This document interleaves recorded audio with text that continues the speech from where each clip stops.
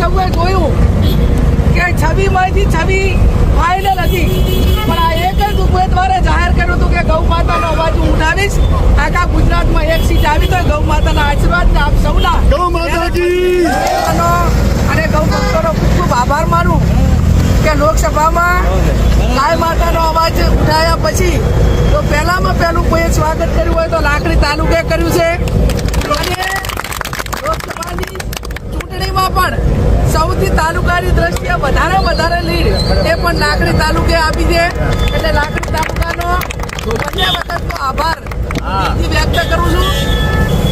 બજરંગબલી હનુમાન દાદા ભગવાન કૃષ્ણ કનૈયાને પ્રાર્થના કરું છું કે તમારા બધાની એક સનાતન ધર્મની બધાની જ માગણી હતી કે બેન ગૌ માતાને રાષ્ટ્રીય માતાનો દરજ્જો મળે અને આપણે એને આસ્થાથી માનીએ છીએ ત્યારે એની એના ઉપરનો પ્રતિબંધ આવે.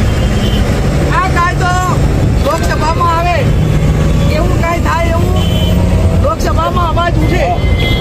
ચૂંટણી પહેલા ગૌ માતામાં એના આશીર્વાદમાં કેટલી તાકાત છે હું તમને કહું કે જ્યારે શંકરાચાર્યજી થરાદ આવ્યા શ્રવણભાઈ એ ટાઈમે ચૂંટણી લડવાનું કંઈ નક્કી નહોતું અને એ ટાઈમે શંકરાચાર્યજીએ વાત કરી હતી કે ગૌ માતાને રાષ્ટ્રીય માતાનો દરજ્જો મળે.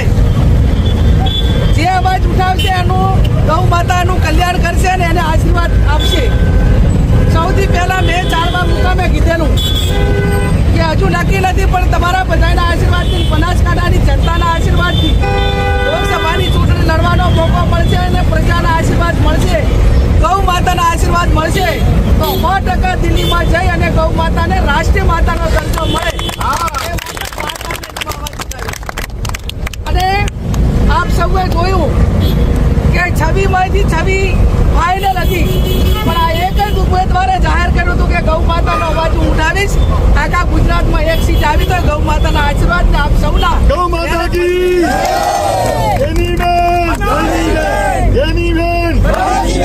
આપ સૌએ ખૂબ મહેનત કરી છે.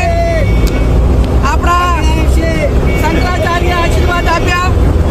એમને તો તાલકટોરા સ્ટેડિયમમાં દિલ્હી બોલાવીને શ્રવણભાઈ કિશોરભાઈએ એમને આખા ભારતના સાધુ સંતો વચ્ચે બોલવાનો મોકો આપ્યો અને ભવ્ય રીતે સન્માન કર્યું. કે મારું સન્માન નથી, તમારા બધાનું સન્માન છે અને તમારા બધાનું એક માથું આપણા સૌનું એક આપણું ગર્વ સાથેનું ઉંચકીને ચાલો એવું ગૌરવ કે આપણને સૌને મળ્યું છે. ત્યારે ફરી પણ હું આપ સૌને ખાતરી આપું છું કે જ્યાં જ્યાં ન્યાયલક્ષી મુદ્દાઓ હોય એ અવાજ ઉઠાવીશ ને નસીબ કેટલા કે લોકસભામાં ભાગ્યે જ બોલવા હોય જઈએ એવું ના હોય કે આપણે માગીએ એટલે બોલવા મળે, પણ આશીર્વાદ હોય, રકમ નિર્ધાર હોય અને હૃદયથી બોલવાનું હોય તો એમાં વહીવટી રીતે પણ આપણને મદદ મળી રહેતી હોય છે.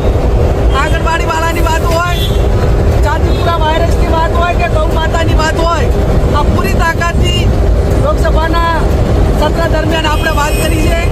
અને આવનાર સમયમાં જ્યાં તો શરૂઆત છે જ્યાં જ્યાં જે રીતે ગૌ માતા માટે કે એના મુદ્દાઓ માટે લડવાનું થાય તો એમાં ક્યાંય પીછેહટ નહીં કરું એની પણ આપ સૌને હું ખાતરી આપું.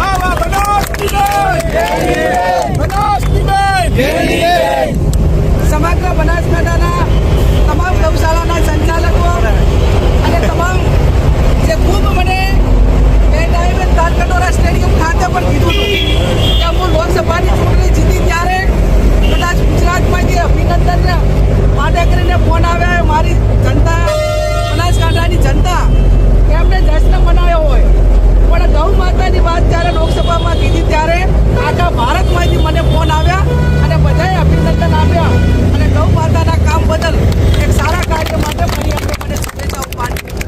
ત્યારે મેં કહ્યું એ પ્રમાણે તમે જે મારા માટે ભરોસો મૂક્યો એ ભરોસો દિન પ્રતિદિન તમને જ્યાં પણ મારા વતી ખાતરી લઈને આવ્યા છો એ નાના મોટા કોઈ પણ કામોમાં જે કાંઈ મારાથી થતું છે એમાં ક્યાંય પીછેહટ નહીં કરીએ.